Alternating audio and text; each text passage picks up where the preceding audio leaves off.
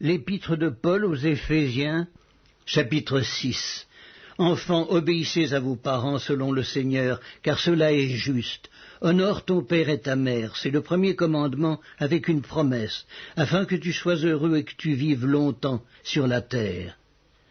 Et vous, pères, n'irritez pas vos enfants, mais élevez-les en les corrigeant et en les instruisant selon le Seigneur. Serviteurs, obéissez à vos maîtres selon la chair, avec crainte et tremblement, dans la simplicité de votre cœur, comme à Christ, non pas seulement sous leurs yeux, comme pour plaire aux hommes, mais comme des serviteurs de Christ, qui font de bon cœur la volonté de Dieu. Servez-les avec empressement, comme servant le Seigneur et non des hommes, sachant que chacun, soit esclave, soit libre, recevra du Seigneur selon ce qu'il aura fait de bien. Et vous, maîtres, agissez de même à leur égard et abstenez-vous de menaces, sachant que leur maître est le vôtre et dans les cieux, et que devant lui il n'y a point d'acception de personne. Au reste, fortifiez-vous dans le Seigneur et par sa force toute puissante. Revêtez-vous de toutes les armes de Dieu, afin de pouvoir tenir ferme contre les ruses du diable. Car nous n'avons pas à lutter contre la chair et le sang, mais contre les dominations, contre les autorités, contre les princes de ce monde de ténèbres, contre les esprits méchants dans les lieux célestes. C'est pourquoi prenez toutes les armes de Dieu, afin de pouvoir résister dans le mauvais jour et tenir ferme après avoir tout surmonté.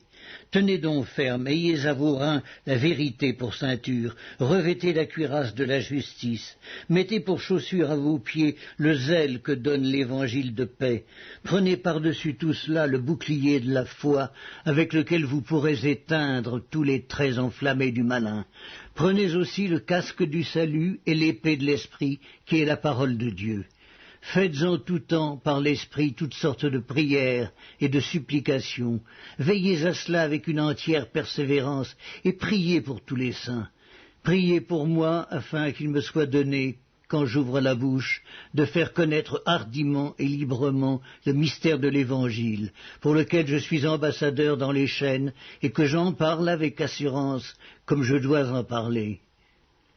Afin que vous aussi vous sachiez ce qui me concerne, ce que je fais, Tychik, le bien-aimé frère et fidèle ministre dans le Seigneur, vous informera de tout. Je l'envoie exprès vers vous pour que vous connaissiez notre situation et pour qu'il console vos cœurs.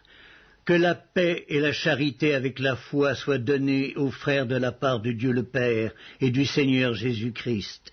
Que la grâce soit avec tous ceux qui aiment notre Seigneur Jésus-Christ d'un amour inaltérable.